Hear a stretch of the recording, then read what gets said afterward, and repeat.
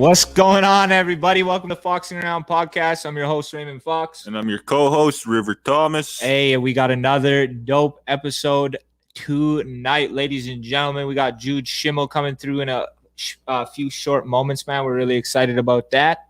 Before that, I just want to do a land acknowledgement to nah, just kidding. We're on Treaty 4, man. This is where we belong. This is where our people have been for thousands of years, of millennia. We ain't going nowhere. What up? Yo, that's jokes. Hey, for everyone out there, man, if you guys could do us a quick favor, man, give this a like and a quick share, man. Get us out in the airwaves so we're popping off, man. We'd really appreciate that. I want to say too, thank you to everybody that copped some merch, man, and got a little bit of our merchandise. Y'all took care of us, man, and we really thank you for supporting what we do here at Foxing Around. Obviously, all of our proceeds just go right back into the podcast for us to be able to do what we do. And yeah, man, I think it's dope that everyone, hit us up. I think we're going to be doing some more pretty soon, so stay tuned on that, bro. What else we got? So we're in Regina right now together, yes, obviously. Yes, we were with one of our Caucasian buddies yesterday, and we got pulled over, right? And Ray was sitting in the passenger seat. I was sitting in the back seat. I was eating chips. We just got back from 7-Eleven. I had the Pepsi. I was feeling good. I was craving it all day. I had no Pepsi, right? And our Caucasian homie's driving. And the police officer must have seen his buckskin beaded coat with the fringes or something hanging out the window, bro, because he pulled us over. And we're like, wait, what? And we're like, why did this dude pull us over? So, like, I'm sitting in the back seat, minding my own business. Ray's up in the passenger seat. And essentially, we asked our buddy there asked the cop, like, why did he pull me over? There's no reason of suspicion. And he basically beat around the bush. He asked for his license and registration. And in short, and sorry if my mom or anybody's watching, our buddy told that cop to go fuck himself. Yo, no cap. And I was like, what in the privilege is going on, man? Like, if that were to be me, man, a First Nations man, and I were to even disobey the cop, man, I'd be on the ground. Yeah. Hold up. He opened the door and was like, all right, go ahead and arrest me then. Like, if that would have been one of us, bro, that's like a face plant right to the to the pavement, bro. Yeah. And so he basically told the cops to screw themselves and that what they were doing was wrong. And we know the mayor, not really, but our friend knows the mayor. Our friend knows the mayor, and the cop left us alone. We drove off, no ticket, no nothing. I sat in the back the whole time, minded my own business, and like that was the first time I've ever seen that in my life, man. Because like just with the treatment that we get from the RCMP, bro, that was crazy to be so safe and protected. I'm sitting here in the back drinking a pop, not worrying a world, letting my buddy handle it, bro. He has that privilege, bro. It was dope. Bro. I was like with my phone, my camera out, like in front of, like going over him, like, hey, say that again. Like all of a sudden, I knew my rights or something. I was brave as heck, man. But yeah, that's like a once in a lifetime deal that we get to act a fool like that. So it was actually really fun, and it was an interesting experience. So if you guys tune into 7 Stars, we'll drop the footage on what happened because it's pretty dope, man. And thank you for letting us talk about that really quickly. That was a plug from Cleanest Way. They're a company out here out of Regina that are doing some good things, man. They do a lot of duct and furnace cleaning here in the Regina area. So if you need your furnace and duct cleaned, hit them up. They're our boys. And they helped us not get arrested, so that was really dope. Yeah, bro. Anything else before we get to it? No, man. That was good times.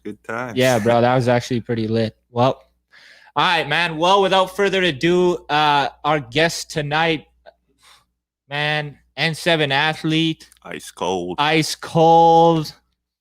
talking Louisville baller, Final Four, made it to the national championship game. Swish, swish. Swish, swish. None other than Miss Jude Schimmel. What's going on, Jude? Hello. Hey.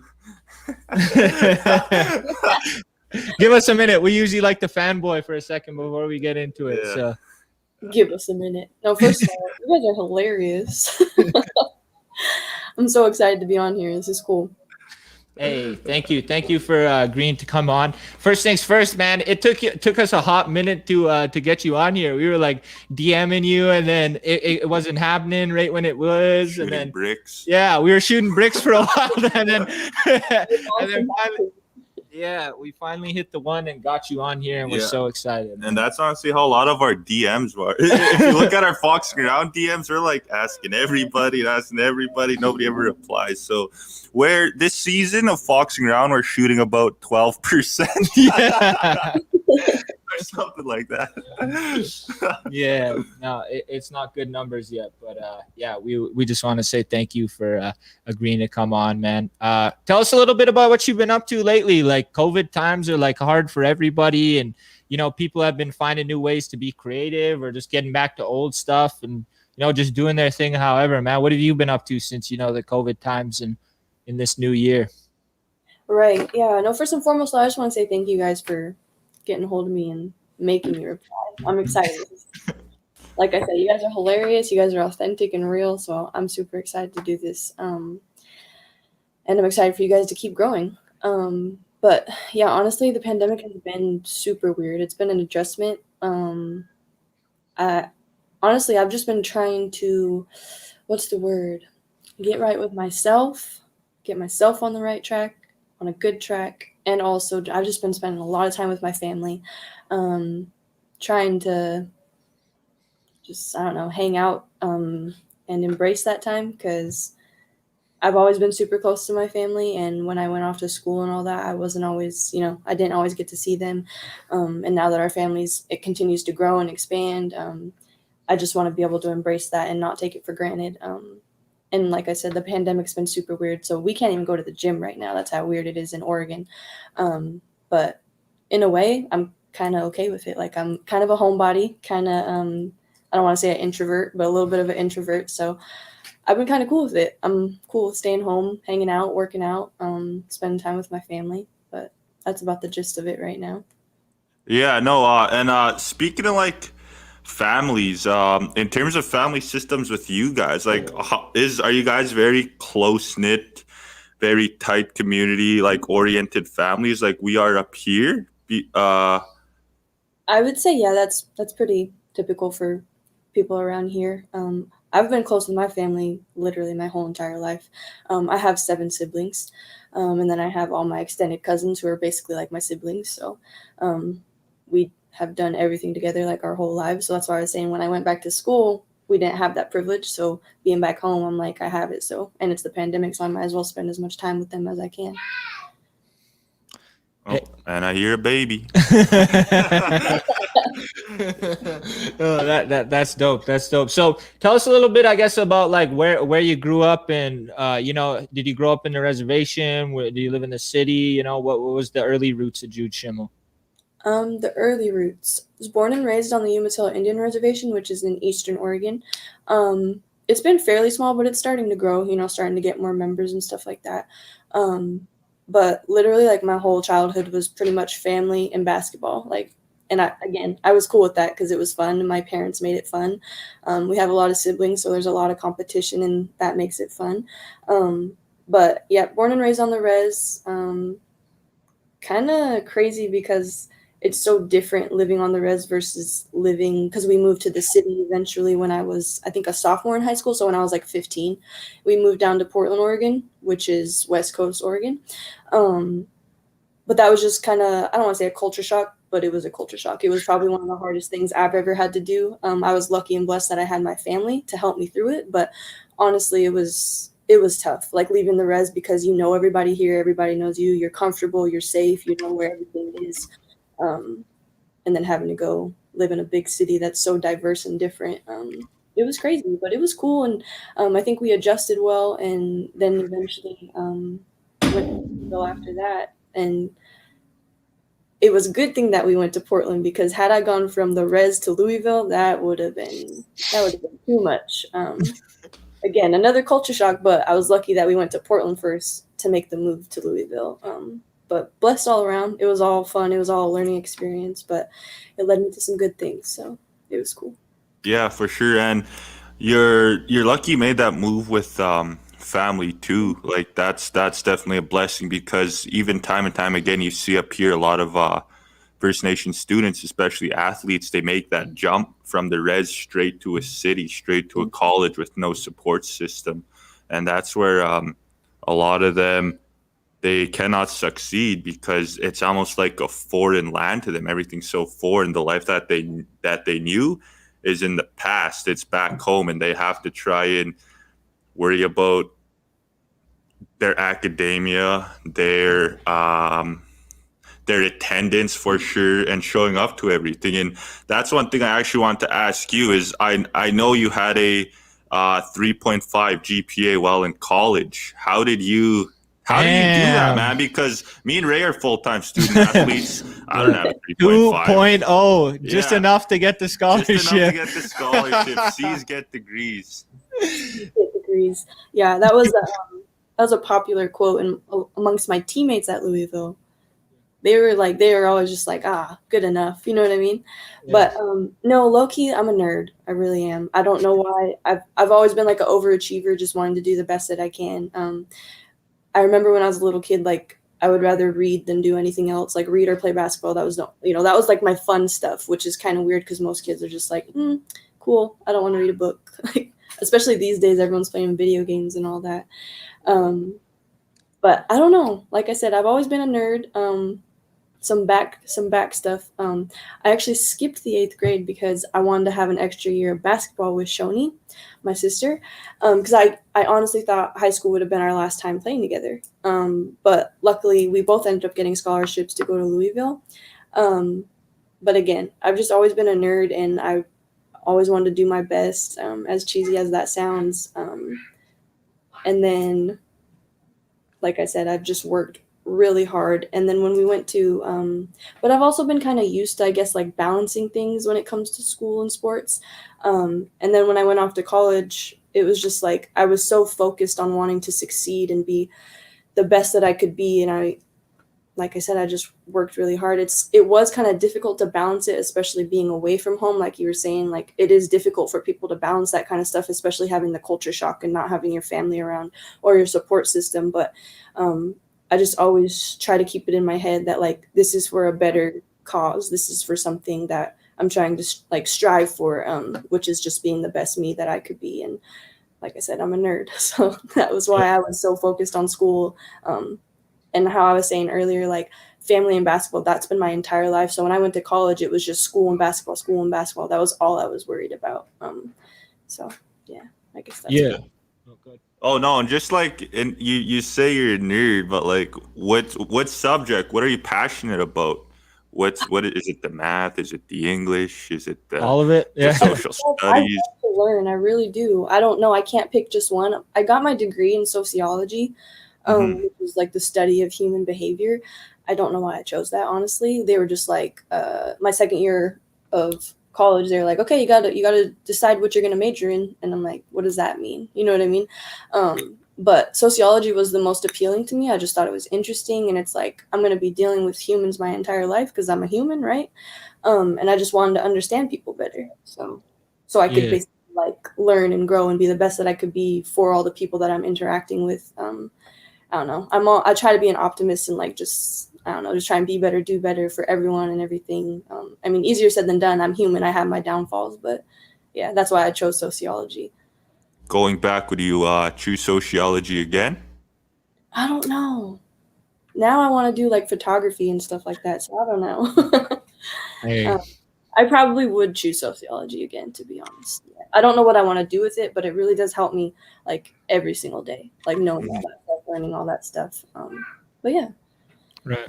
Hey, I want to go back a little bit about when you're talking about the culture shock. Like, what was it like when you moved from the res, like straight to Portland, Oregon, a bigger city. And then also too, like, what was the basketball like in high school from like, did you have to learn like real quickly how to like get out of playing res ball, or like were you always kind of like a structured player even in the res? Um, that's kind of a perception thing. I feel like I've always been a structured player. Yeah. But we were lucky and blessed to have my parents as our coaches when we moved down to Portland. But as far as the culture shock goes, I'm not gonna lie, like my whole entire family, like we sat in a circle and cried because we were so sad that we had to leave. Well, we didn't have to, but it was just like I said, we were making the move for like a better, like to strive and to basically take steps forward. But honestly, like we cried because we were so sad. Like we left my grandma's, we left my family, we left everyone behind. We were just like, we just want to go home. But we were really lucky that we had each other. That really did help. But I don't know. Like I said, it was a cool experience, but it was just different. Like it really was. But it helped set me up for success later on down the road. So, but I think people were really accepting of us too, because we ended up going to Franklin High School, and it was funny because like nobody knew what a native was. They're like, cool, like you know what I mean. But it was awesome because they embraced us. They really did, and I think they were.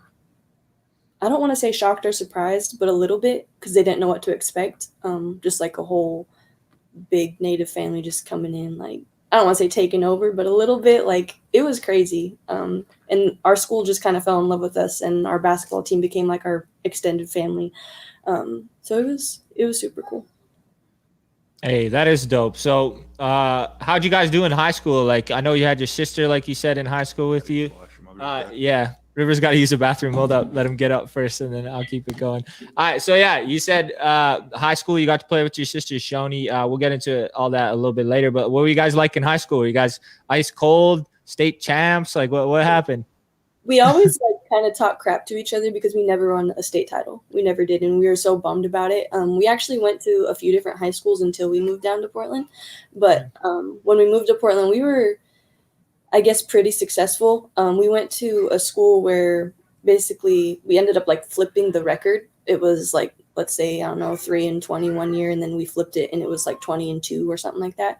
So we ended up making a big difference in all that, and we made runs in the state tournaments. But we were in kind of a like a tough, I don't want to say a tough, what are those called? Classes? Because you know how they have like, okay, for example, 1A, 2A, 3A, 4A, 5A, 6A, and it just keeps getting better and better and better because it's like the better schools.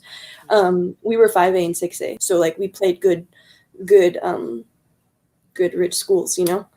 So it was, in a way though, it was like a challenge for Shoni and I, but again, it helped us become bigger, better players, and set us up for success in the future, which you don't always know that back then. Like you're so frustrated and mad that you're losing at the state tournament, but it's like you didn't realize that all this was helping you for the next step in your life. Right. So, how many years did you get to play with your sister in high school, and then how many were you on your own? The first 3 years I got to play with my sister, and then my senior year I was by myself. Dang. Did you have a big senior year by yourself? I did, but Yeah. my team wasn't as good. So good. But like my stats were pretty crazy. I don't really remember them, but it was pretty crazy. It was fun though. Like I'm just like shooting half court shots every time. Damn. I used to like not care. I used to just go for it. But then I started getting a conscience, and I was like, okay, I got to play smarter because I'm so little. I got to be smarter. Right. So your sister goes off to Louisville. You're still in high school. Is that always like the goal, or like, are you like, did you get recruited from anywhere else, or were you just like, I'm gonna go team up with Shoni again, or did you even know you're gonna go D1? Like, what was that whole process like? I didn't know what to expect. We didn't really know anything about like the college process until Shoni was a junior, I think. So that's why I kind of started like, it started getting in my head, and people knew about me because they were recruiting Shoni. But I did not expect really, or even know that I was going to go play D1. I was hoping, after my sister did, I was like, I want to do that. But I didn't know I was going to Louisville. I got recruited by a few other schools. And like I loved my time at Louisville. Obviously, we were pretty successful and all that. Ended up creating a lot of good relationships. But I honestly think if I could go back into time, I probably would have went to Columbia because it's an Ivy League. Yeah. Oh, damn. You got recruited for an Ivy League school. Yeah. But I was, like I said, I skipped the 8th grade, so I was like a 13-year-old freshman, and I graduated when I was 17. So I was young. Like I didn't know which route I wanted to take. But all I was thinking in my head is I can play college basketball with my sister, so that's where I'm going. Right. When I was that young. Right. Right. All right. Tell us about the culture shock when you roll up to Louisville as a 17-year-old bright-eyed freshman. Then you scared? Like Shoni got your back, or is she like throwing you to the wolves too? Oh, man. Okay, so Shawnee and I are like total opposites, but honestly, I really do stick to myself a lot. Like, so as much of a culture shock as it was, I'm just like sitting back, like trying to learn everything that I can, like looking like how I'm gonna navigate every little situation. Um, but it was crazy because, like I was saying, when we were born and raised on the res, and that's all we knew, and then we move to Portland, and it's like a completely diverse culture. Like there's Black people, there's Asian people, there's Hispanic people, there's like and then you go to Louisville, and it's like predominantly, because the sport world, predominantly Black, and like I don't want to say I hadn't really been around like people that closely, so it was kind of an eye opener for me, just because I was, like I said, born and raised on the res, just knew basketball in my family. So it was a huge culture shock, but again, like it all worked out. It was all good. And it was interesting getting to know like my teammates' stories, I read in your guys' article that you were saying like everyone has a story to tell. So like I learned, again though, like they were looking at us like, whoa, like natives are still here. You know what I mean? I'm just like, what? We ended up bringing them out to our res actually. We brought our whole team out here to basically like, I don't know, just see our res and like see what it's like and all that kind of stuff. And I don't know if they were expecting something totally different, but it's like, no, like we kind of live normal lives. Like we're pretty normal people. But I don't know, like it was just really kind of silly almost that people don't like, they don't know anything about us, but it's like we are really, really unique, but like we're just humans, And it was funny being able to, I guess, share stories and share our home with our teammates, because again, I don't know what they were expecting. Yeah.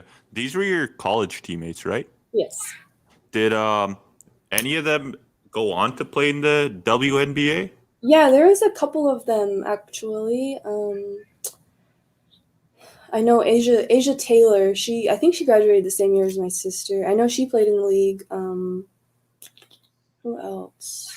I think Nita Slaughter got drafted, but I don't know if she played. And then I feel like I'm trying to think of all of them. There's a couple people who were younger than me. They were freshmen, and one of them still in the league, and then one of them played, I think, last year. But I don't know. There's a few of them that are still playing or playing professionally and all that. But I honestly don't keep track. Oh, that's so good, man. I'm gonna interrupt you guys, but like, what is a freshman and a junior and a sophomore? And because like, Oh, she could probably. I'll let her. Like I know, but I'll let her answer. answer that, because I don't know what that is. Like we don't use that. Freshman's like a first year in college, Okay. and then sophomore's a second year, and then junior third year, and then senior is a fourth year. Get it?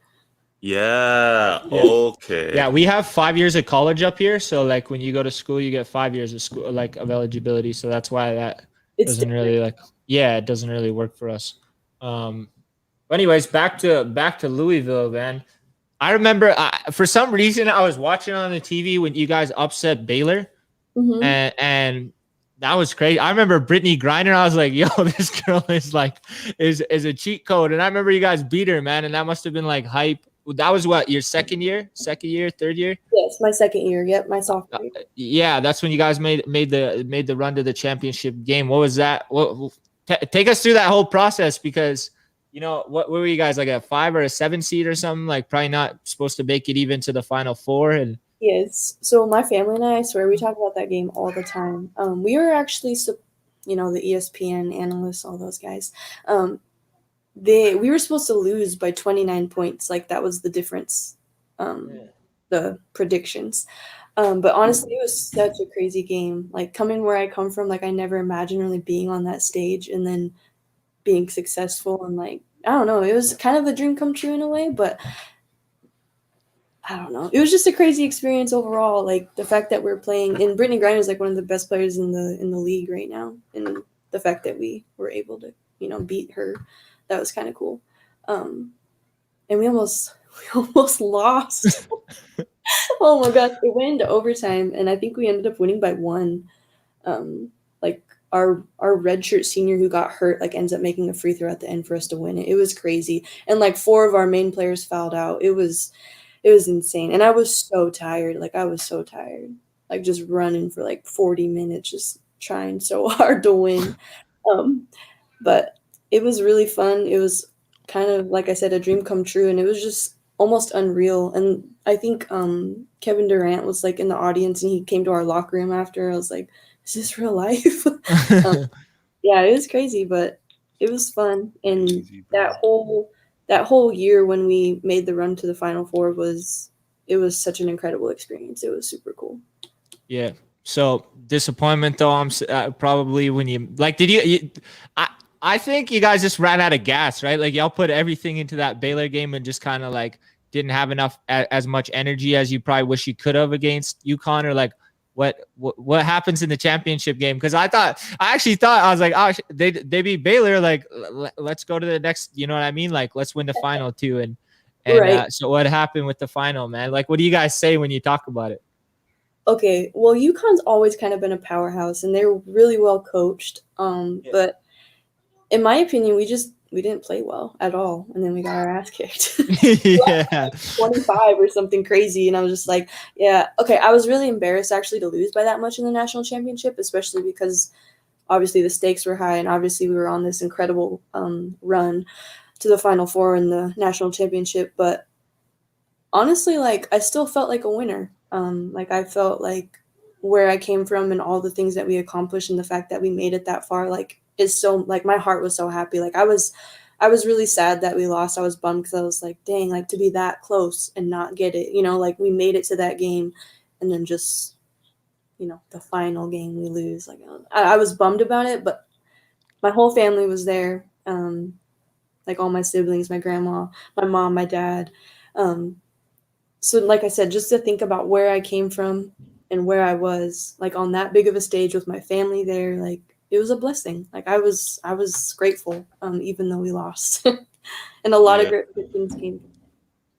And so what is your mindset in terms of, like, I'm gonna dissect this into like 3 major points, but like your mindset obviously in practice leading up to those games in the Final Four, right? Your mindset before game, your mindset while in the game, and like obviously a bucket doesn't go in. Like what is the mindset that you carry on all of these in order to prepare, in order to perform, and just like post game, how to move on after like such a loss or something like that? Like what is it? Right.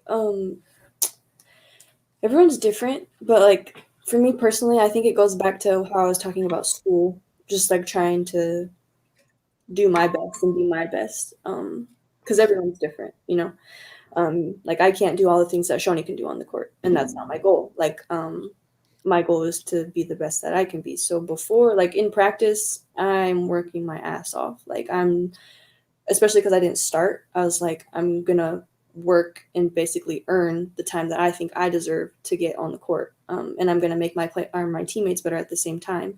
And there's always room for growth, so I'm just always trying to like get better and be better.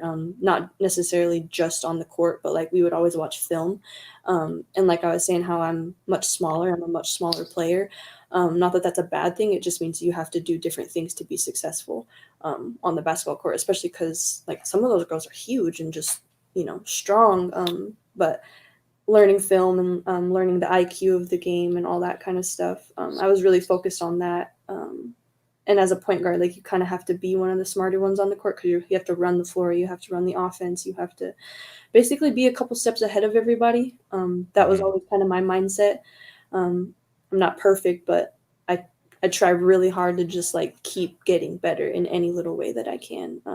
But my mindset, that's pretty much my mindset, I guess. I'm always, oh man, before the Baylor game, like I don't think my sister was at the what's it called? Like the draft, not the draft party, when they're picking like what team you're gonna play in the tournament. She wasn't with me, and I remember she called me and she was like, because we got Baylor, like that was the game, that was our side of the bracket, and she was like, "We're gonna win," and I was just like, "What?" Okay, I'm like, so that's her mindset, and I'm just like, yeah, like that's obviously the goal, like that's what we want to do. But I think my mindset is just trying to control what I can control and like take the little tiny steps to make sure that I'm gonna get to the goal, which is obviously win the basketball game. Um, but I think, does that kind of answer the question in terms of what my mindset is?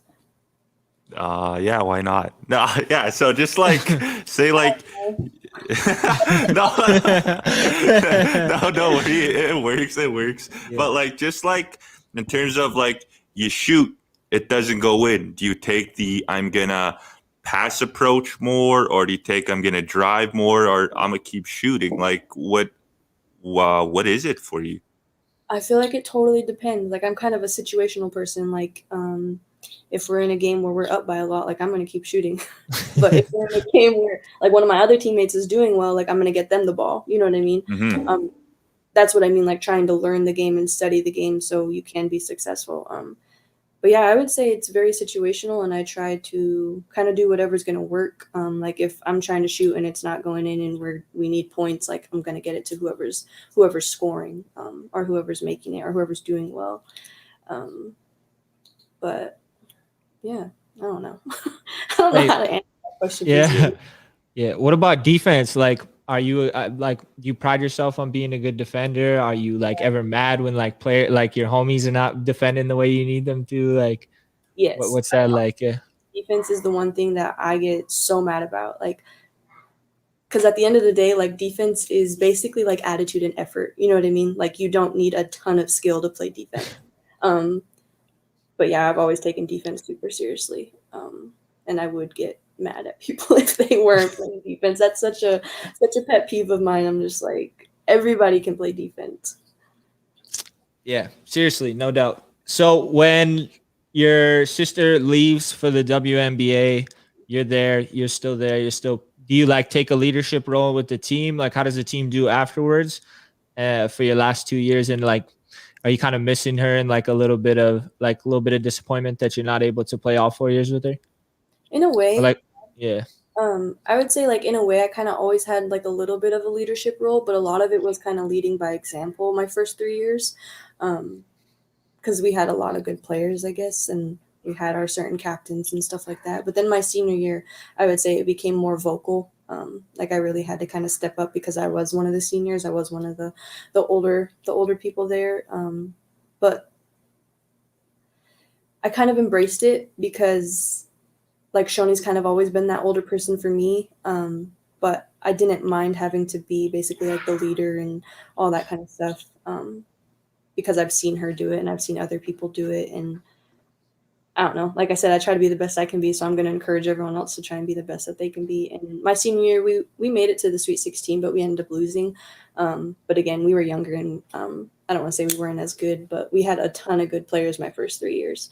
And then my senior year was a little bit different, but it was fun. It was still a lot of fun, and it was fun being a leader for that team.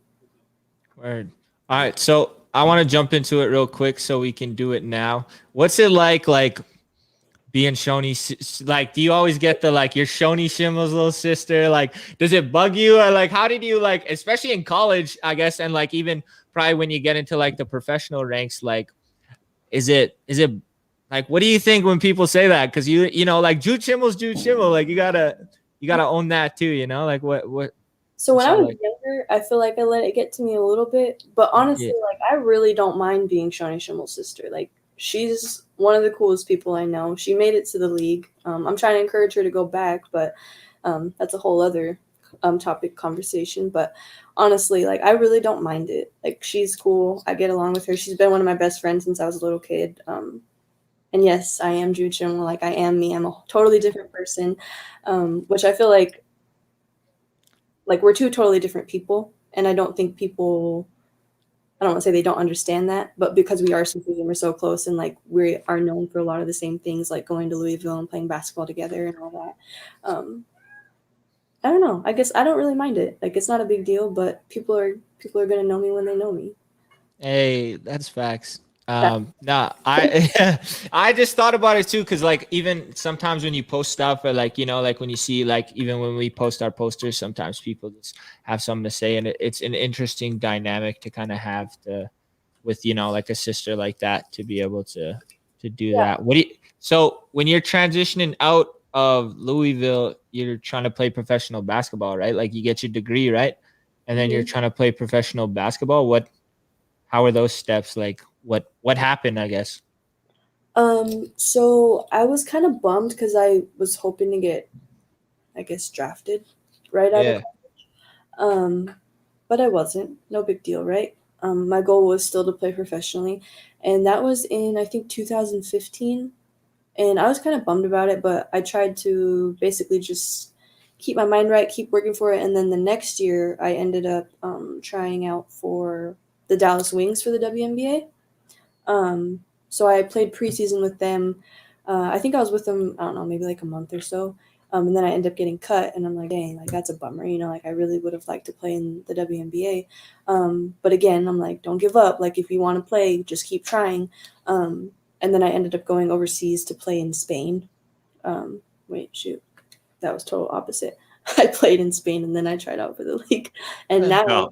and now currently, I'm just like, I don't know, like I was saying, the pandemic's made it weird, but I'm trying to basically not give up and like keep trying to follow my dreams no matter like how much of the odds are against you.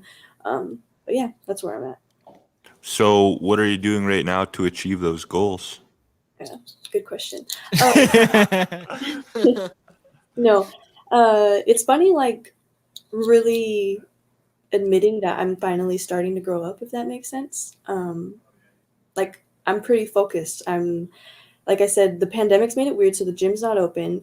We just got snow. We've been snowed. I don't want to say snowed in, but we haven't really been able to do that much outside because of the weather. But I've really been, I guess, getting strict and being more self-disciplined when it comes to like eating habits and all that kind of stuff, sleeping habits, and really just like my mindset, like how it thinks, how it works, what my focus is, basically just trying to focus on the little things. But right now I just do at home workouts, like that's pretty much the only thing I can do. But again, trying to stay focused so I can reach my goals no matter how hard it might be. Yeah. Yeah. Who you got to play one-on-one around there? You got anybody that you can like you drag out to play one-on-one with? You guys got a basketball hoop at your house? Yeah, we have one outside, and we always play 2-on-2. Like my little brothers always want to play 2-on-2, but pretty much like my whole family's around here, so I just kind of play with them. We can go to the gym like every once in a while, but we only have access. Who would I play one-on-one with? My little brother Mick, he's 19 or 20. He's always trying to get me to play. I'm like, okay, first of all, you're like 3 feet taller than me. I'm like, why do you want to play me one-on-one? But I would probably say my little brother Mick. Damn, I mean, you're Jude Schimmel and you don't have the keys to the gym in your res, man. What's going on here? Yeah, man. If there's one person out there, Yeah, I should. Yeah. I'm joking. No, we're not joking. Get Jude Schimmel the keys, man. For Are you real, kidding man. me? Get Give her her the those keys to the keys. yeah. Get her the keys, let her get to the show, and then build like a plaque of her on the right at the entrance to your res or something. Yeah. Yeah, you got to speak to chief and council about that. Yeah, if it was hockey and it was up here, man, you'd have ice rentals all day. They would bring a skates. Zamboni out for you. Yeah, get you skates. 1,000 in a room. Yeah. No, that's facts. Yeah. And it's funny how you're talking about like getting snowed in too, because like just this last week it was like 50 degrees, minus 50 degrees Fahrenheit. Like we know we use Celsius up here, but like it was minus 50 degrees Fahrenheit. It is cold, man. Like nothing wants to start. Everything breaks. Yeah. And we got like 2-3 feet of snow, but yeah, like surprisingly there were still a lot of people skating outside and whatnot. We were able to go sledding. I went with like all my little siblings and all my cousins. It was a lot of fun because we haven't had that much snow, and I don't remember it's been years. So It's pretty cool.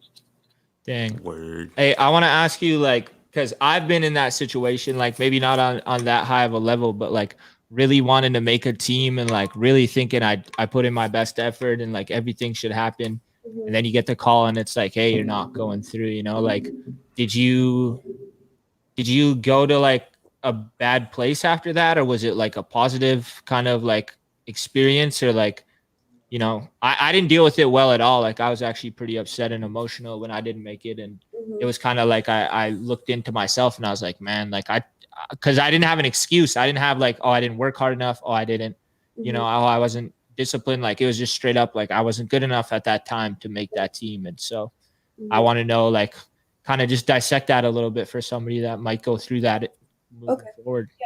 For me personally, again, this is just me, my opinion. Like life is full of ups and downs, you know, like regardless of who you are, where you come from, whatever your goals are, literally there's always going to be ups, there's always going to be downs, good times, bad times. And I, like for my basketball career, I've gone through that since I was a little kid, meaning like some teams would be like, oh no, you're just not good enough, or you're too small, like you can't play for us, whatever. Or you're not going to get any playing time, whatever. But specifically after I got cut from the WNBA, I was bummed. Like, and I was pretty, I don't want to say defeated, but I was just like, damn, like I just want to play basketball. Like I feel like I'm trying and I'm trying to figure it out. But another thing, eventually my gram got sick, and that like kind of like made it even worse, meaning my mindset. And you know, like negative mindsets, like they're, I don't want to say addicting, but like once you get going down that slide, like that's where you're going. But where I'm at right now, it's been like, you know, a year or two, but I feel like I'm finally trying to be positive and just be like, hey, like you've done this before, you've overcome this stuff before. Like if you want to get better, put in the work, like control what you can control to basically get to where you're trying to get. And if not, like there's always other options. You can always try something else. And a lot of it's easier said than done, you know, like trying to keep a positive mindset when you're not being able to basically live your dream or play the sport that you want to do. It's tough, but like, I don't want to say life's not that serious, but like, you got to be thankful for all the good that you have. You know what I mean? Like the little things, appreciate those things. And I think the more positive you stay within yourself, the more good that's going to come to you. Hey, that's dope. That's dope. Yeah, that's true. Like life isn't really that serious. Yeah, honestly, it's not serious. Life is what you make it, and a lot of things. It's like whenever a situation happens, it's just A to B situation. It's your mind that creates the complications with something, right? So that's a very good outlook. Yeah. Can you get us some N7 gear? No, just kidding. But for real, for real. Yeah, but really though, what is that like? Yeah, what is that like? Like, I think that's every like if you're an indigenous athlete, like that's the pinnacle. Like you can't get no better than that. Yeah, what's that like to be like have a relationship with Nike? Like, get all the shoes, get all the gear, you know, be the face. You're the face too. Like you can't even lie. Like they're taking your picture and y'all shooting in Venice. Like that's crazy. Tell us about it. Yeah, no, there's a lot of great people that are involved with N7. And when I was, how old was I? I was 20 or 21. 21. When they came to me, Sam McCracken, he asked me like, do you want to be an N7 athlete? I was like, a dream come true. Like, this is crazy. Like, I'm going to be a Nike athlete through the native branch of it. Like you said, that's the pinnacle. So I'm super honored, super blessed. And I don't know, it's just a super cool thing. Like to be, again, where I came from and like all the things I've been able to do, literally never even thought of it, dreamed of it until it was all just right there in my face. So being able to be a part of N7, like you said, get all the gear. I've been a Nike fan since I was a little kid. And then being able to do all like the photo shoots and stuff, it doesn't even feel real half the time. Like it really doesn't. But it is a huge blessing, and I'm honored to be like an inspiration, or you know, be in a position to try and enlighten and spread inspiration to people. But it really is super cool, and I can't even put it into words like how unreal and how just cool it is. Like it's a dream come true.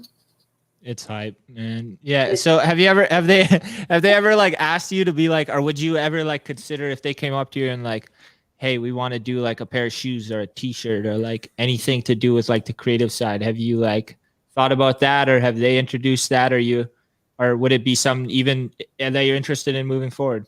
Yeah, yeah, no, that'd be cool. But it's like they let us, they kind of had like lines that were inspired by certain athletes. So I got to do one of them, and that was kind of cool. But it was just kind of a combination of like their ideas and my ideas, and then they put it into the clothing and merchandise. So yeah, it was cool. Which collection was that? Dang, what year is it? I think it was 2017. The holiday collection. So it was like November 2017. Damn. Okay. So now you get everything till the end of time now. How many pairs of N7 shoes do you have? Be honest. I mean, I don't know. You give some away? Okay, so I have some that I haven't worn, and I want to do like a giveaway. So soon. Hey, that'll be dope, man. We're gonna enter too. My little tiny feet. I hope I can find people.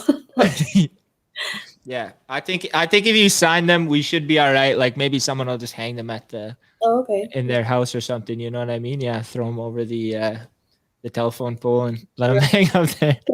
Nah, that's so cool though. We're just googling the shoes right now because we want to know what they're looking like.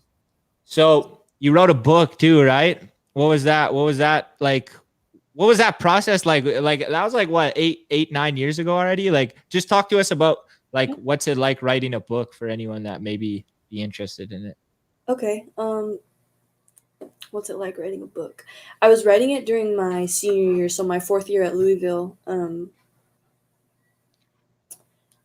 Pretty much like I'm trying to think when I started, because again it was like 7 years ago. But I think I started writing the book, but it was kind of easy to write it because it was just my own thoughts, my own words, like my literally what I'm thinking. Someone's got you there. All right, I'm about to put it on Instagram. But it was definitely a process, just because like we were talking about balancing school and basketball at the same time, or a sport at the same time while in college, and then on top of that writing a book. So it was kind of a challenge, but I was just so determined to do it that I'm like, okay, like I'm just gonna get this stuff done. But it was kind of tough, I'm not gonna lie, like basically like finding the layout and like breaking it down to like what you really want to say, especially if it's going to be open to the public and everyone's going to read it and all that. But I would just say there's a lot of like little details that go into it. You kind of have to plan it out. But once you like, if you're a writer, like once it starts flowing, it's just going to come. So whenever you're in that mode, just like write till you can't write anymore. Because you have good days and bad days. Some days you're like, I can't even think of a word to write. But I think it took me like 4 or 5 months to write the whole thing. So I started it in August of my senior year, and then April was when I released it. But yeah, I don't know. It was a process, just like anything else, but it's just a lot of time. That's all it really was just putting the time in, sitting down, writing, thinking about what you really want to say. What's the book called? What's your book called? Dreamcatcher. Dreamcatcher. Damn. Is it available on Amazon yet? No, I'm just saying this. Okay, no. I found your stuff. Yeah, she's got us. She's gonna send us some copies anyways. No way. Yeah, she said she got us from before, so Bro. we could read her book. Yeah. Yo, That's huge. Crazy. That is huge. That's Oh, crazy. yeah, no, yeah. I'm just looking at. So is this the stuff? Shoot. Yeah, that's like the college. They send them out to like the college and the universities. There's only certain schools that have them. Like if the schools kind of reach out to N7, then they're like, oh yeah, let's collaborate, you know? So, Yeah. Oh, so like Haskell that's I think the most well-known Native American university, I believe, in that I know of. Anyway. Let me ask something about that actually. You know how like they have like, have you seen like a few NCAA Division I basketball athletes have been going to like predominantly black school, like the black universities? Like so some like people that have been like top 5, top 10 in recruiting in the last 2 or 3 years have gone to those predominantly black universities and colleges to kind of because they want their, you know, their likeness, their name to be kind of linked to something like that.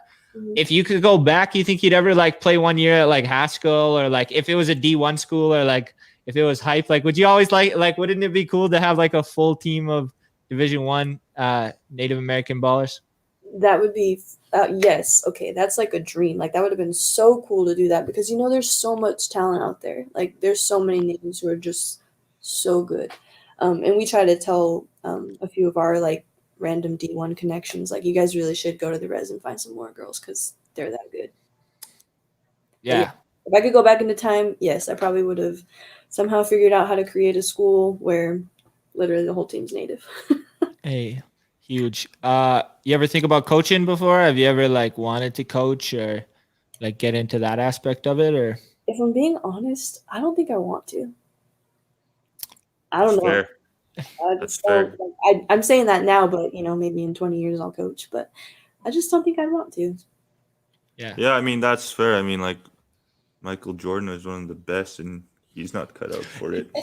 yeah. Hey, let's get the question. We ask it. We gotta know. LeBron James, Michael Jordan, who's the GOAT?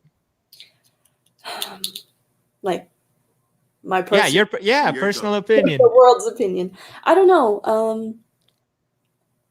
I would say they're both real different, but if I had to choose, oh shoot, I don't want to say it. I'd probably choose Michael Jordan. Word. Let's go. Damn, that's two 2-1. for one. That's 2 for 1 Yeah. right now. Yeah, we're about to pull another basketball player next week just so I can tie up again. I'm a big LeBron fan. River never lets me hear the end of it and likes Michael Jordan, so we were always split on. Yeah. Yeah. Hey, if there's a player out there that like when you were younger, like that you modeled your game after, like you tried to be like, who was it like? My parents used to take us to like women's college games and WNBA games. There was this little point guard, I think her name was Jackie Stiles. She played because we ended up moving to Portland, but she played for like the Portland Fire or something like that. But I used to, I guess, try to play like her just because she was a point guard and little. But I used to like the whole Houston Comets team pretty much. Cheryl, Cynthia Cooper, Tina Thompson, like it's America stuff. I don't know if you guys know this. No. I actually know a few of those players. Me and River actually like the WNBA. Like, but to get into that, let's transition into that, man. Hold on. Before that. Why Michael Jordan over LeBron? Okay. Again, my opinion. I just think he's like a fluid, like flowy type of basketball player. That's all. Would you say something about clutch moment too? The mentality of it? I don't know, because I think they both kind of have the clutch mentality, but I just think Michael Jordan was a little bit more natural, if that makes sense. Yeah, no, that makes total They're both great. They're both amazing athletes. I'm not gonna lie, but I would choose Michael Jordan. Oh, without a doubt. All right, that's dope. All right, so what I wanted to get into is like, every time you go on like ESPN and you watch like when they put on some like women's highlights, like whether it be basketball, soccer, hockey, whatever, and you just there's comments in there that are encouraging, but there's also those comments like that are just like making fun of like women's athletes and women's sports. Have you dealt with that a lot? And like, what is that like? Like, cause me personally, like I feel like I'm smart enough to know, like, not like that's a professional athlete there, somebody at the like peak of their athletic ability. And there's people out there that are like fresh off a couch that are like, like you suck at basketball, or like, why are they showing this? Or, you know what I'm saying? Like what is wrong with you? But yeah, just like, talk to us about that, like women's in sports and how that dynamic is. Okay, I don't even know where to start. It is obviously when you're younger, you don't really pay attention to that kind of stuff. But now that I've gotten older, I guess I've tried to pay more attention to it. But when we were younger, didn't really like understand or grasp the ideas and concepts of all that kind of stuff. But I would say like people would I don't want to say they always would, but it'd kind of be like, well, girls can't really play with guys, or girls aren't as good as guys, or whatever. And then my sister and I would show up and play, and it's like, sorry, what'd you say? You know what I mean? No, it's always, I don't know, we just take it as like a fun challenge, I guess, my sister and I. meaning like the whole who's better, guy, girl, man or woman. I think everyone is amazing in their own right, like in their own ways. And then like I said, as I've gotten older, for example, like the WNBA versus the NBA, it is kind of crazy that the men get paid millions and the women, they don't even get like a fraction of what they're getting paid. So I don't know. This is one of those things that I need to, I guess, like learn more about so I can share more about, just because I have like the following. But I don't know. I try not to get offended about it, but it really is just a huge difference. And obviously, men had the opportunity to play sports and do all, like they had more rights than women did whenever they started playing sports here and there. But I don't know. Like I said, I try not to get too caught up into it, but try and, I guess, advocate for women because women are just as good in their own way. Yeah, no, without a doubt. And that's the thing. That's like one thing I noticed too with the WNBA is it's a lot more technically sound, I guess, is a way to put it. Like in terms of just like skill and like it's like men, they're just like they're super athletic, so they're just gonna like go run their fastest and go dunk, you know what I mean? But like with women, it's like it's a lot more. You have to be smart and you have to the fundamentals have to be so much better in the women's game. And that's one thing I noticed between the two is like directly fundamentals. And that goes with like any sport. Same with like men's sports too, right? Like volleyball and like soccer and everything. It's like I play volleyball and it's like the women's, they have the nicest hands for setting, obviously. But like for us guys, it's like really just about pounding a ball to the ground harder. You know what I mean? Who's the fastest? Who can jump? Who can jump the highest? All that stuff. Yeah, I think James Harden said it best because James Harden was talking about Giannis Antetokounmpo and like how he was the back-to-back MVP when James Harden put up like 34 for a season, and he was like, anyone can be 7 foot and dunk just be physically imposing. So take 2 steps. From the 3-point line. Go ahead. What's that? Oh, I was just saying, I agree that everyone has different strengths and weaknesses, so you just got to play to your strengths. Yeah. All right. So what's your strengths on the basketball court? What are you best at? Oh, man. It's all right. Hype yourself up. No, I can't hype myself up. In my opinion, like, I am good at everything and not great at anything, if that makes sense. Do you know what I mean? Like, I am, like, super balanced where there's not one thing that I'm just so amazing at. But I guess if I had to pick, like, what I think, if I had to pick something I'm best at, it'd probably be either defense or, I don't know, I guess passing. Yeah. Jack of all trades, master of none. Yeah.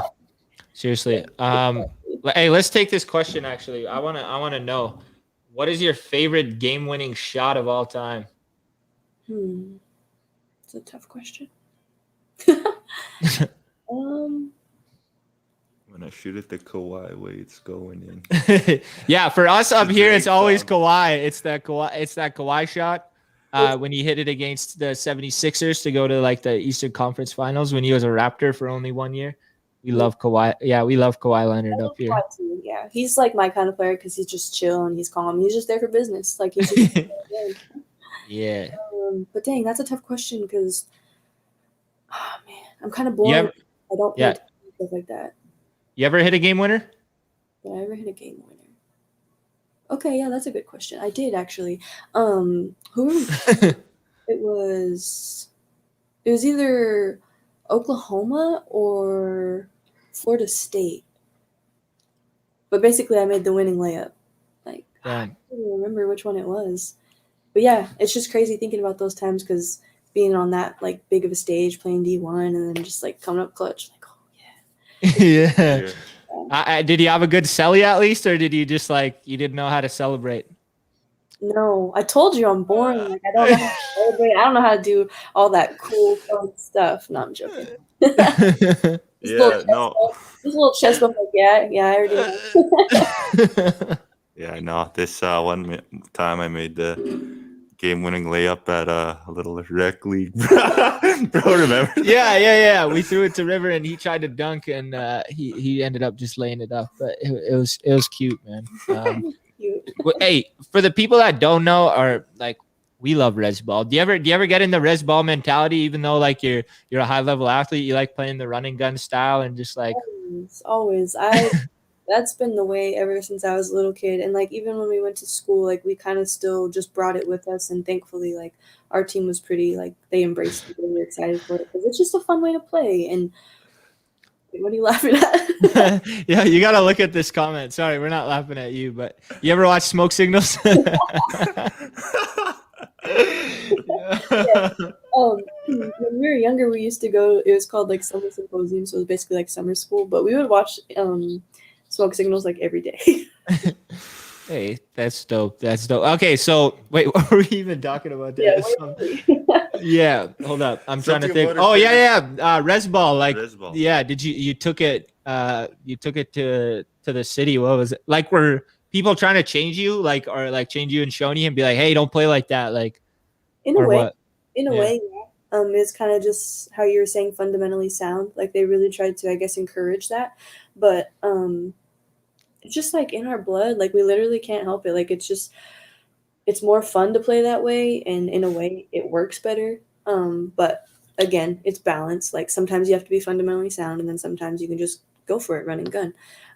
But the year we went to the Final Four, honestly, when they tried to call it like street ball, and we were like, no, it's res ball. And then big old ESPN special where they just kept calling it res ball. So it was really cool because people don't even know, like, the whole world, they don't even know. They're like, what's res ball, right? But it was cool. Yeah. Sorry. So when you go play res ball now, what's it like? Do people like do they try to hurt you? Are they happy to see you? Are they intimidated? Because, well, I'm guessing you and Shoni usually roll up together, right? So it's like, yeah, sometimes. And even if you don't, like, I don't know. I couldn't imagine just seeing like walking into a gym or like trying to play a sport and there's like two bona fide professionals. They're also Native American. Like, what do you do, man? So what happens when you roll up to res tourneys now? It's pretty normal. It's pretty chill. It's nothing crazy. We used to run tournaments all the time when we were younger, over kind of like Oregon, Washington, Idaho area. But now that we're older and out of college, out of done playing professionally, well, hopefully just for a little bit. But like when we go to these tournaments, like I feel like people are excited. They're happy to see us. It's cool to be around natives. It's cool to have that atmosphere and be able to hang out and just play basketball with people that you know and understand, and just kind of like already, you're already here with, like, it's different from having to go to college and like the whole culture shock type of thing. Like when you're at res tourneys, like you kind of just vibe, like you get along with everybody. Yeah, no, for sure. That's always what like reminds me of my love for the game, is going to the res tourney and seeing everybody there and being like one of the higher level athletes, and just seeing how electric and loud that the gym gets whenever you're playing too, like especially because like all my teammates, they're all like some of my best friends that I play with when we go to res tourneys, and like they're sick, so like it's always such good volleyball. And with that being said, is like, was there ever a time when you ever felt like, I guess, burnt out from basketball, like in college or something? Because I get like that too sometimes, like where I'm so tired of college ball and practicing 4 or 5 times a week, and I'm playing every single weekend, and then comes like 4 months of that, right? You get tired, but then like a res tourney just like makes you fall in love with the sport all over again. Yeah, I would totally agree 100%. There was times where I got burnt out in college, and it was, like I said, it was just different. Like I was used to my family. I was used to being basically res, not in a bad way. It was just like chill.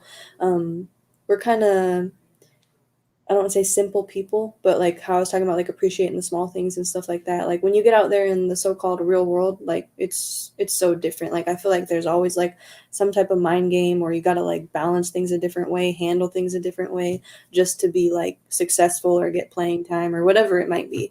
Mm-hmm.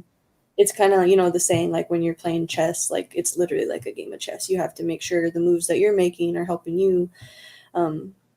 I don't know. It's crazy, but honestly, I would agree 100% with that statement that like playing res ball and going to res tourneys, it literally makes me fall back in love with basketball so much. Not that I didn't love basketball when I was in college, but it was just a different atmosphere and it was basically like a job. Yeah, yeah. And you ever find yourself picking up like lazy habits too after playing a res tourney or while a res tourney? Because that happens to Yeah, me all too. the Like, time. like some of the teams aren't as good. So like you're not covering for defense. You're not watching a tip or something like that. You know what I mean? You're like, oh, I'm not gonna jump, I'm not gonna block, right? And then like it comes back and it bites you in the ass. Like Right. for lack Yeah. of better That's the terms. worst. That's the worst. You think you have time to relax and then next thing you know. Yeah. Yeah, and like, how about did it ever happen when you went back to college? Like after a tourney, you go practice and your coach yells at you for doing something. You're just like, oh yeah, my bad, it happened. No, honestly, that No. never happened to me when I was at college. How I was talking earlier, like I'm just like I'm a really detailed person and like I'm trying to like I had to work for all my playing time too. It wasn't just like, oh, here's all your playing time, here you go. You know what I mean? So I had to constantly be like, I gotta get better, I gotta do better, I gotta like basically outwork my teammate every single day, outwork like my opponents just to basically be successful or get playing time or whatever it might be. But no, when I was at school, no, I never had lazy moments. I couldn't afford it. Did you ever sneak to play a res tourney? Yeah, for real. That's what we really want to For the know. Did love you of the bounce out game. Louisville one weekend? Bounce I out like, yeah, Louisville one. call in on a practice to be like, hey, I can't make it, and then find out you're in the rest tourney. Never? Oh, yeah, no, it was pretty strict. I'm not gonna lie. Like when we were at school, in Louisville, like we were only home probably like a month or two every year. Yeah. Why are you cracking up? Yeah, I just No, want to say full disclosure to if my coach is watching this right no now. cap. I'm My just I'll be like straight up calling in and be like, "Oh man, like I'm just not feeling good," or like I had a long drive, or like I can't make practice today, and it's because I'm like so beat up from playing res tourneys the weekend before, man. yeah, no, that's like my coach is probably watching that. That's why I'm laughing. But Yeah, we're like just out in this is a ourselves. younger me. This is a first year me kind of thing. I would never do that now. Never, never, Right. never Yeah. gonna do it in the future. And like there'd be times when like we'd finish a game Friday night and we'd have like a 6 hour drive just to play 8 in the morning on a Saturday. And like that's just for the love of the game we do that. And then we'd be like, yo, like we have to go home, don't do anything Yeah. Sunday or something. No. And The worst is when you get hurt though at a res tourney and then you got to pretend that you're all right for like practice the next day. That used to happen to me all the time, man. Yeah, man. It was a bad habit that I picked up. I wouldn't do that anymore, but yeah, back when I was like 18, 19, like I don't think anyone could have told me not to. We got some fan questions popping in, so we might as well jump this into. Oh, you got some? yeah, no, just remember the time when I dislocated my finger and I got Yeah. like 8 stitches right here from blocking a ball. My finger actually went up and over and it went backwards. And that was from blocking a ball at a res tourney. And I let everybody know that I was hunting and I was skinning a deer and I accidentally cut it. But like my finger was like bleeding. And yeah, I mean, that's the first time I ever told that story. I hope it doesn't Yeah, bite me in the sorry to ass. his coach that he lied to. I'm so sorry, Hold up, man. we got some So questions here. sorry. How did you transition from res ball to structure? Or like has it always been like a mixture of the two, no matter what? Oh, you're on mute, fam. You're muted. Hold up, maybe she. Oh, yeah, there we go. Oh, You're still muted. damn. Is there someone? Hold up. Oh, cannot unmute your guest. What happened? 1 second. Oh, yeah. Ah, We got you. the baby's crying in the background. Yeah, The baby yeah, we heard bro. That's earlier. she is res after all. Jude Schimmel is super res. Jude Schimmel is one of us. Yeah. We thought that maybe she wasn't as res as she said, but we don't even have to play how resi are you. She won. And 7 athletes have crying babies too. Well, It's yeah, normal. I'm, Oh, hey, what up? I'm not even joking. Like people don't realize how res I am. Like I'm seriously res to the core. Like I'm not joking. I will admit that. Okay, the question: how did you transition from res ball to structure? I would say it was more of a mental adjustment. Man, more of a mental adjustment than anything. Um, I would say it was more of a mental adjustment than anything. Um, I would say it was more of a mental adjustment than anything. Um, I would say it was more of a mental adjustment than anything. Um, I would say it was more of a mental adjustment than anything. Um, I would say it was more of a mental adjustment than anything. how do I answer that? So it was really just kind of like, how do you explain it? Like just accepting the fact that, okay, he's my coach. This is what he wants. This is what I have to do. But all at the same time, while not losing like who I am and how I play and all that kind of stuff.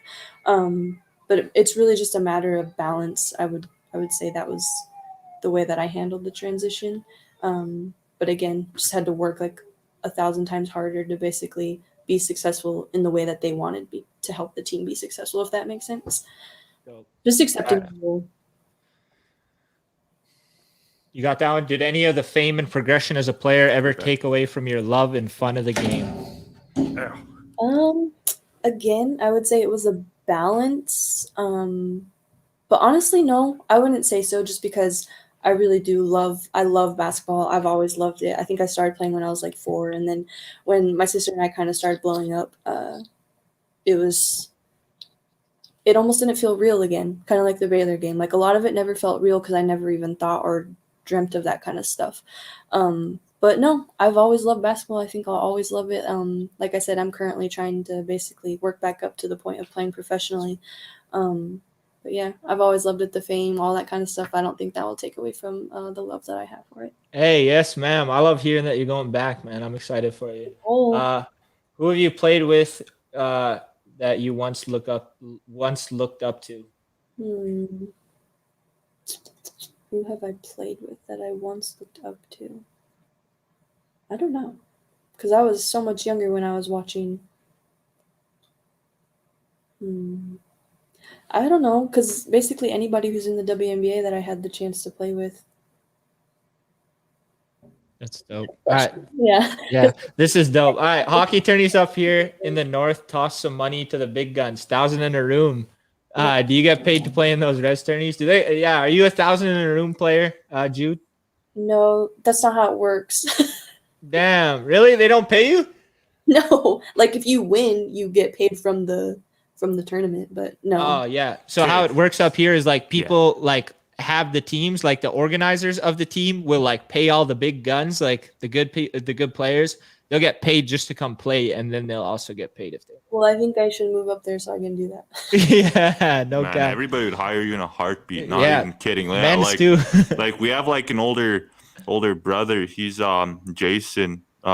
You said you're gonna watch all the podcasts, so you'll watch that one. He's like 6'8". He's like 350 pounds, and like he's a goon hockey player, and like people literally pay him $1,000 in a room just to come play on their tournament, regardless if they win or not. He's making that money just to show up.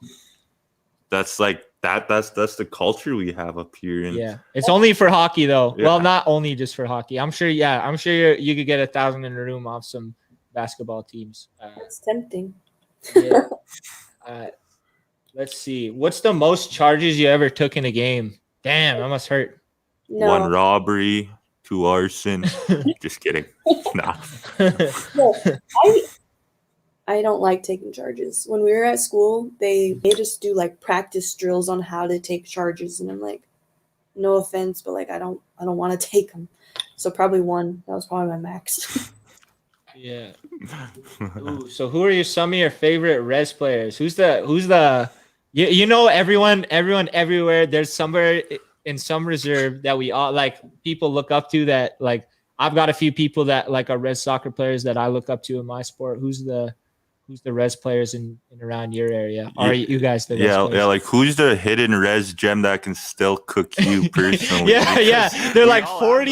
Yeah, they got their shoes aren't very nice. They got like a not good gear, but they'll tear you up. Yeah, they have like the Pendleton shorts where you can sweat at 4 o'clock, but still play 21 at like 5 o'clock. They're a little bigger, but like they still cook everybody, right? And like they never went anywhere. Okay, there has to be one. I'm not gonna lie, my favorite player, probably my favorite player of all time, is my older brother. I think he's 31 or 32, and like you said, like it's not like he's in the best shape of his life, but I don't know, he's just smooth. Like in a way, his handles remind me of Kyrie. Like I'm not even exaggerating. That's just, I don't know. It's just like the ball's on a string. Like it's crazy. But I'd say my brother. Yeah. What's your favorite basketball movie? Space Jam. Coach Carter. What's your favorite basketball movie? It's probably Love and Basketball. Dang. These are tough questions. Yeah, I guess I'd probably say Space Jam. Damn, man. Michael I didn't watch. Jordan. Yeah, I didn't watch Space Jam. The new Space Jam's gonna be better anyways. But Oh, get Oh, off. yeah, you know everything. No, we won't get into that. Yeah, let's not. Yeah. What's been the best memory / moment so far? There's a lot. That's very broad. Yeah. Yeah, but I think for me personally, just being able to successfully go play professional basketball overseas in Spain, that's probably my favorite or coolest thing. Damn. Tell us a little bit more. We didn't even explore that. What's Spain like? Like what team were you playing for? Did you catch any like I love soccer, so like soccer's huge over there. Did you get a chance to go watch a soccer game? Like what'd you all do when you were in Spain? Yeah, whereabouts in Spain? I was Barcelona? I was like 2 hours north of Barcelona in like a little tiny town. I don't even know how to say the town. It's like I can't say it. I really Try it. It's like Cadilaseo. I don't know how to say it. Damn, that's dope. Was it were they Catalonian people there? Yeah. Okay, cool. Yeah. No, it was cool though. It was a cool experience, but I'm kind of glad that it was a small town because, like I said, I'm kind of introverted and kind of keep to myself and stuff. So the small town made it easy to adjust and enjoy my experience. Damn. Did you travel a lot within Spain, or like did you go anywhere else in Europe to play, or how'd that work? We just traveled basically all in Spain. We would take like, oh man, it was crazy. We had to take basically like 14-hour bus trips here and there to like make it to the games and stuff like that. Like 14 hours one way. But the only place that all I did was pretty much basketball the whole time I was there. But the only place that I explored I ended up going to Barcelona. It was super cool, like just to be able to freely explore the world. Oh yeah, no, yeah. Barcelona was a treat. I went there in 2016 as a graduation gift, and I've toured the Camp Nou Stadium. I forget the beach. What's the famous beach there with the building that's on the Owl City album? I don't know. You don't? All right, here we go. Hey, this is a good question. Favorite traditional food? Do you like bannock and bologna? Are you KD and macaroni? Traditional? I'd have to go with some type of stew. Yeah, moose. Do you guys have like wild animal meat like readily available up there? Like, can you eat moose and elk and? Yeah, it just depends. Like sometimes, especially during the pandemic, they've been having like food distributions and stuff like that. But really, it totally just depends on the season and all that. But yeah, we have it. Damn, that's dope. You guys fish? Elk? Yeah. I'm guessing elk, right? Elk, deer. I don't know what else. I'm not super big into hunting and all that, but Why not? I need to be. That's the problem. Yeah, you gotta start hunting, Jude Schimmel. How did you choose your jersey number? What is your jersey number? Have you had a couple? Yeah, you stay consistent. My jersey number is 22. Like that's like my signature. But I guess I chose it because my mom. That was her number when she was younger. Yeah. Hey, let me ask this because I know your parents coached you. What the heck was that like? Was it like did they leave basketball at home, or like were you getting like basketball lessons while you're trying to like eat supper and like chill out, like read your books, and they're like, hey, like work on your jump shot, like what's going on? No, I don't even think like they didn't even really, I don't want to say they didn't force us into it or anything like that, but they just made it so fun. Like they really did make it very, very fun. And I think that's why we kind of fell in love with the game, was because my parents, like they just made it so enjoyable. And being young, being able to have that much fun with your family, like I don't know, just made it all worth it in the end. But no, they would tell us anything, anywhere, anytime. It didn't matter where we were, what we were doing. If they had something on their mind, they would tell us. All right, so King's Court going down at the Schimmel house. Who wins and why? And who gets eliminated first? Yeah. It's gonna get ugly. My family is so competitive. And I said I have 7 siblings, and like we're literally all competitive. So you're asking who's gonna win? Yeah. Dang. All right, well, who's losing first? Yeah, who's losing first? The youngest is losing first. My little There you brother. Just because he's the youngest. I think he's 11, so he's out. Yeah. Getting dunked on by the 31-year-old brother. Dang, right now where everybody's at, I'd probably say my brother Mick. He'd probably win. He's Damn. girl. Is he playing college? Not right now. He just graduated last year, and he's hoping to play. So Nice. And then you said your sister's at Cincinnati. What kind of player is she like? Is she more like you, more like Shoni, a little bit of mixture, or is she I going to would be the best of the three? Yeah. hopefully, I would say she's a mixture, and she's a little bit taller and bigger, a bigger build. She's solid. I don't know. I think she's gonna be better than both of us, but we'll see. But a lot of it has to do with, I guess, the balance between my sister and I. Meaning, like, I'm way over here, Shoni's way over here, and Milan's right here. So, but yeah, she's playing at Cincinnati in Ohio. That's dope. Cool. Did she tell us her jersey number? Yeah, she said 22, right? 22. Yes, 22. And I said I chose it because my mom. Oh, yeah. You have to excuse me. I was Googling the thing again. See, it's the Sail Hotel in Barcelona. Oh, okay. Yeah, that's what it's called. It's the Sail Hotel. Yo, did you get to speak your native language a lot, or just know some phrases you were taught growing up? Yeah, we didn't. We're kind of struggling with that, but no, I just know words and phrases. Yeah. How do you say hello? Loloitza. Dang. What? Yeah, say that again. Can you say that again, please? Sorry, we got concussion brain over here. My favorite word though is probably Tamina. It means heart. Tamina. Yeah. Tamina. Nice. Yeah, we just have. Oh, you got the tat even. There we go. Yeah, we have Tanse for hello in Cree. So. That's how do you say it? Tanse. Tanse. I got it in my head. Yeah. Yo, what do you think of Kyrie? What do you think of Kyrie? Okay. Ooh, yes, we love talking about Kyrie over here. So here's the thing. I think Kyrie gets a bad rap. I think he's misunderstood a lot. Mm-hmm. I think he is honestly. I think he's just a res baller, and he's just being native, man. That's what we do. We march to the beat of our own drum. We personally, I don't fit well in those. What do you call them? Those colonial systems, those Eurocentric systems. That ain't me. That's what I mean by like sometimes like I don't go to practice just because I'm doing something else, and like I feel like I can relate to Kyrie in a lot of ways. That like he's just being a native, doing Kyrie stuff, doing his own thing. He doesn't want to go to practice. Well, that's because. Why don't they talk about how important that community and family is to us? That's why he missed what was that last month because of his sister's birthday. Obviously, family is going to be more important than the NBA. And sure, he has a job, but like that's your foundation, that's your core. So to me, I don't know. I personally think Kyrie gets a bad rep. I agree with Kyrie completely. Sure, he says some like cook stuff about the world being flat and whatnot, but like whatever. Those are his beliefs. It doesn't affect his game. He still cooks everybody. Yeah. And yeah, that's what I think. And he's on Indian time all the time, so you know that boy's native. But for real, no. Kyrie was actually the first one that taught me how to look at athletes from a different point of view, professional athletes. Because I used to be like, why is he missing? Like, dribble.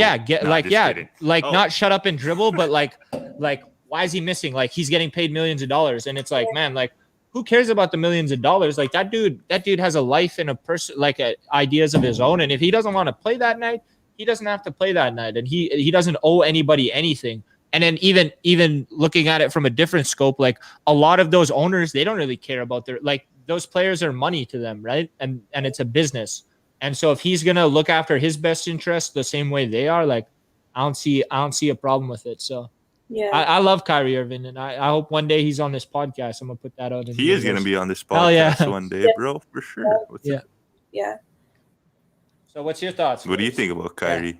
For the most part, I like him. Like everybody has their different opinions or whatever, but I would agree with everything you guys just said, that he's just being him, and like what's so wrong with that. And And also I would very, very, very strongly agree with like people, the way the world works right now and the way that they've been trying to like set it up to work. Like if you go against it, it's just so frowned upon, and it's like it doesn't need to be like that. You guys need to kind of look in the mirror and figure out that some of this doesn't work for a lot of us. You know what I mean? So I definitely respect Kyrie. Like I'm cool with him because at least he's being who he wants to be, and it's not like he's doing it in a crazy way. Like Yeah. He's just staging up the arena all the time. He's putting good medicine in the TD Garden there. Yeah. Yeah. You ever play any other sports, or is it just basketball? I would say, okay, I played all sports growing up. Like if I could go back into time, I probably would have tried to play volleyball in college. But Word. yeah, when I was younger, pretty much did everything like softball, track, cross country. I didn't. Oh, we played softball. Didn't play soccer though. Damn. I Sorry don't to hear. Yeah. Tough. Sorry, what? Oh, I was just saying basketball or soccer is tough. Like it's a tough sport. Yeah. And have you ever like read or learned about how like playing multiple sports is the best for athletic development in youth as well? And that like sports specialization. Oh my God, that's a crazy Cree accent. Sport There specialization. we go. Man, the way my dad would say it, he'd be like sports specialization. Specialization. Yeah, but anyways, so back to what I was saying is like there's like sports specialization isn't good for young athletes, especially those who want to go far and pursue sports. Like you get those kids who play hockey all winter. I'll use something that you can get more like you say you play basketball all winter as a league, then you play all summer and you never end up playing anything else. You're going to burn out easier as a kid and you're going to lose the love easier as a kid, opposed to a kid who is playing basketball, who is playing softball, who is running, who is playing hockey, playing all these sports. It's so much better for long-term athletic development and the gait cycle, because that's the most important thing that we have to do as humans. You have to learn how to run, you have to learn how to throw, and you have to learn how to catch, and everything else will come naturally after that. I just wonder if you ever heard or learned anything about that. And like that's probably why you got so good and you made it to where you were, is just because you played multiple sports instead of just focusing on one growing up. Right. Yeah, I would agree with that too. And I've heard conversations about that where like it is healthier or better options to basically give them like a variety of different things and not just be so strict on one path, especially when they're younger. But my parents, like, they were like, well, you're going to run cross country even if you don't like it because it's going to help you get into shape. It's going to be like a healthy thing that, like, even now, okay, when I was younger, I hated cross country because it was really hard for me. Like, I don't have the endurance for it. But now that I'm older, like, I go run on my own all the time now. Like, it's just a healthy lifestyle thing. So I'm glad that my parents were like, okay, you're not just going to stick to one sport. Like, you're going to do all this other stuff. And it wasn't like they made us. They made it fun for us and we enjoyed it. So we just kept with it. But yeah. All right, here we go. What advice do you have for youth out there who aren't able to play the game during the pandemic so they don't lose motivation? Yeah, the pandemic has been super weird. Again, it's been a challenge in different ways. But my best advice I can give you is just find ways to, like, for example, how I was saying our gym isn't open here, and I'm just doing workouts at home. Just find ways to stay active with what you got. Like if you can go run outside, if you can do some push-ups in your house, whatever it is, or study the game online if you guys have Wi-Fi, just like YouTube stuff. Because like I said, when I got older and when I was able to watch film and learn that kind of stuff, like it helps a lot. There's a lot of little things that you can do. Don't limit yourself and don't make yourself think that there's no options. There's always options. You can find something. All right, who's making the women's Final Four and who's winning? I know Louisville's got a nice team this year. I know they only lost once, I think. UConn's looking good. Who else is up there? I'm gonna throw Louisville in there because they're doing pretty good, and I went to school there. I'm gonna throw Cincinnati in there because I'm rooting for my sister. What else? Probably UConn. I don't know who else though. That last spot is open for grabs. Yeah. Is the UConn women's basketball team kind of like the Yankees? Like everyone hate them, but they know they're nice, kind of thing.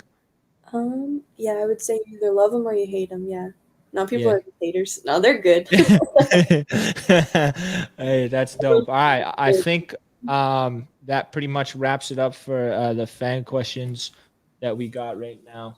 River, you got anything else? Hey, so what we like to do here, Jude, is we like to give you the spotlight.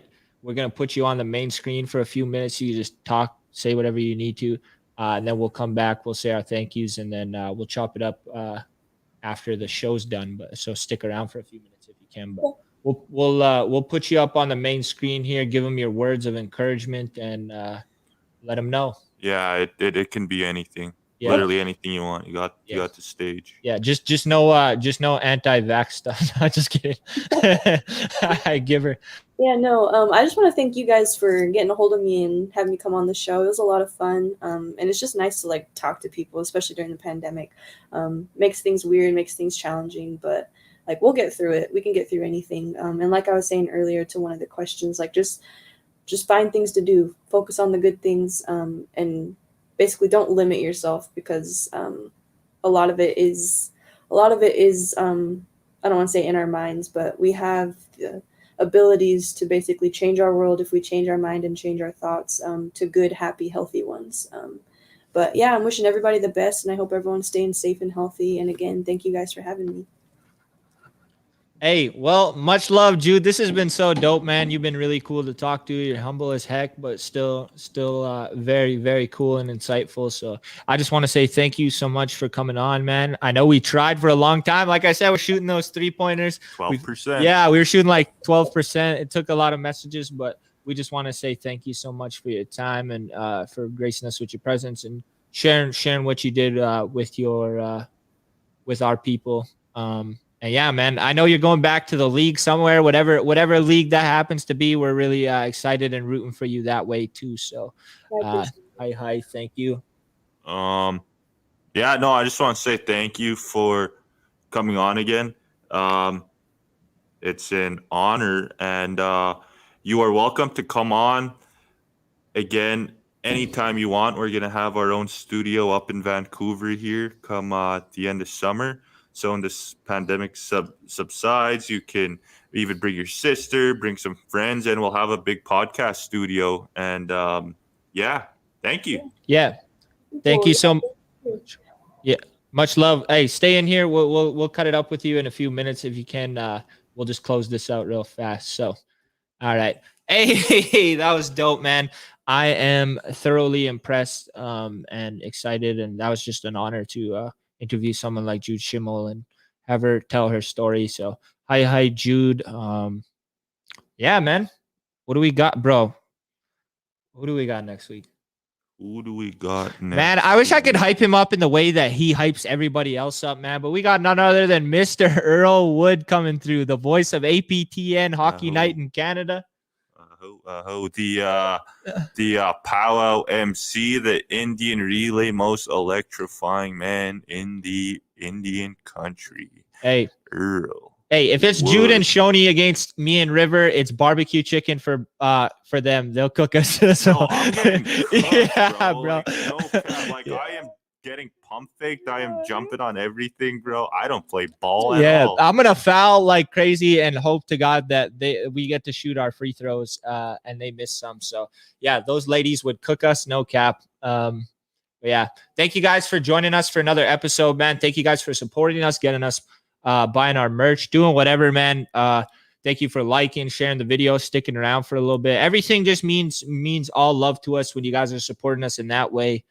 And yeah, man, we got a lot of things kind of moving forward. We got the 7 Stars Media going forward. We got, Foxing Around is going to keep growing. And every time that we get on here, we're just excited and honored to have the type of guests that we do, because at the end of the day, it's their stories that they're sharing. So, yeah, man, I think it's a great time here and I'm enjoying myself. What you got, bro?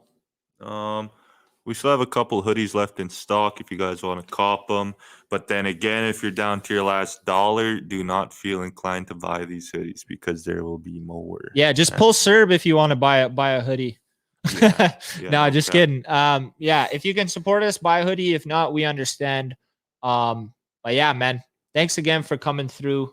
We also don't make any money off this. Everything goes back into the podcast. Actually, we got a new what's it called again? Yeah, we got. Check this out. Check this out. I'll show you guys real quick. Look at that. Hey, we finally got a podcast, Road Podcaster, man. That's what the community helped us with. So much love to all you guys. We're gonna let you go though because we got to talk to Jude for a few minutes. So and we still have like a 4-hour drive tonight. To back home. But yeah, all right. Much love. Take care of each other. Hey, wash your hands. Wear a mask and wash your ass too. Peace.